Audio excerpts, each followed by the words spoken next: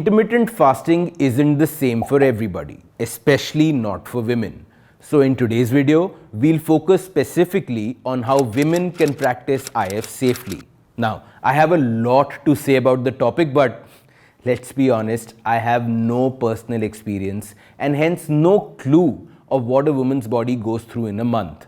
So I'm going to sit this one out and let a woman, that's Danya from my team, take this one. So ciao for now. Hi, I'm Danya from The Whole Truth, and today I'll be talking about intermittent fasting for women. A quick search on the internet and you'll find a million articles giving you a billion reasons to try the mother of all diet trends, intermittent fasting.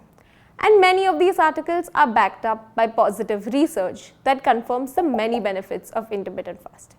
So, there's nothing stopping us from trying this shiny trend that can finally put an end to the vicious cycle of dieting and binging that we've been going through for years. But hold on a second. Although there are multiple options or types of intermittent fast to choose from, none of these protocols take into account the physiological difference between men and women. While IF can be a great choice for men, the verdict is not out on the impact of intermittent fasting for women. Anecdotally speaking, some women who try intermittent fasting say it's the best thing that's ever happened to them since low-fat ice cream.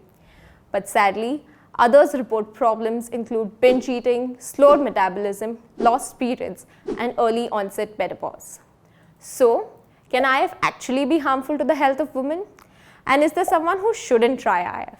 We'll answer these questions and a few more in today's video of the Whole Truth Academy. Biological differences between males and females are vast. However, the most prominent differentiator is that women have childbearing capabilities. And because of this life-making ability, our hormones are closely related to and impacted by nourishment. This means the amount of calories we consume has the ability to affect our reproductive system. So a period of severe calorie restriction will tell our bodies it's not safe to have a child right now and pause all reproductive activity. And this may have been okay because hey, not getting your periods for a few months can be a blessing, right? Or so we think. Or maybe you don't want a baby right now, so you don't really need a functional reproductive system. But here's where it gets interesting. Females have evolved in such a way that their reproductive systems are closely associated to all aspects of health. So even a small change in your sleep, food, exercise, drinks, environment, and lifestyle can have enormous impact on your reproductive hormones. And the reproductive hormones are not just responsible for childbearing, but also bone mineral density, sleep, stress, metabolism, anxiety, and whatnot. Now, oftentimes in the name of fasting, people fall back on severe calorie restriction. And women, more than men, need to be aware of this because severe calorie restriction tends to increase the stress on the human body. While calorie restriction would be harmful to both men and women, women would notice a great side effect of this eating pattern. And it's based on the sole reason that reproduction for men does not require calories. They don't need to take care of a growing fetus. Now, not all stress is bad. Some stress is necessary to keep us alive and even protect us. But in an extreme negative energy imbalance, that is, when you're spending a lot more energy than you're taking in, leads to high levels of stress, especially in the female physiology. This can severely impact the interlink between leptin and estrogen. Wait, let's back up for a second. What is leptin? Leptin is a hormone released from the fat tissues of the body that is responsible for preventing hunger in the body. As we fast, naturally, leptin levels go down, leading to the increased hunger.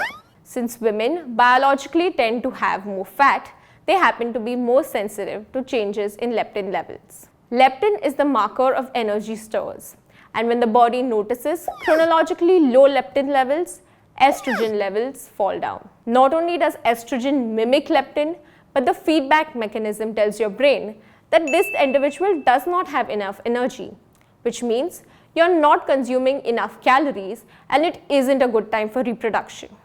This will lead to temporary cessation of your period. Now, keep in mind that physiological response is triggered when women are fasting chronically and consuming drastically low calories. This wouldn't be the case if you're fasting 2 to 3 times a week and still consuming a decent amount of calories. Now ladies, listen carefully. There is a clever way to do IF without messing up your hormones. It's easy. Practice intermittent fasting according to the part of the cycle you are in. There is a time during your cycle where you benefit the most from fasting and a time where fasting would be more detrimental than beneficial. So, your cycle is divided into 3 phases. 1. The follicular phase. This is typically the first 10 to 14 days of your cycle, with day 1 being the first day of bleeding. Second, ovulation, which is the middle 3 to 5 days of your cycle. Third, the luteal phase, the time period after ovulation right up to your next cycle. And each of these phases are denoted by female sex hormones, estrogen and progesterone. If you choose to fast, try fasting during the part of your cycle where estrogen levels are naturally higher. It's safest to fast during your luteal phase because there's little to no implications on your reproductive health during this time. Fasting on your period is generally safe, but a word of caution. Avoid fasting for too long and avoid fasting altogether if you experience heavy bleeding. And lastly, avoid fasting completely during your ovulation period. Now here are some recommendations to ensure safe practice of IF. 1. Fast on alternate days. 2. Don't fast for extended periods. Going over 14 to 16 hours can trigger a negative hormonal response in women. 3. During your eating window, ensure you're getting enough calories and nutrients. 4. Avoid fasting in the week leading up to your period. 5. Avoid doing only HIIT on the days you're fasting. And regardless of these precautions, there are some people that should avoid fasting. If you generally lead a very stressful and hectic life, you're a child or an early teenager, you're underweight and have a low BMI, you're breastfeeding, you're pregnant, or you're trying to conceive, you've experienced an eating disorder before. That's it, folks. Now you know when to fast and the precautions to take. So stay safe and happy fasting.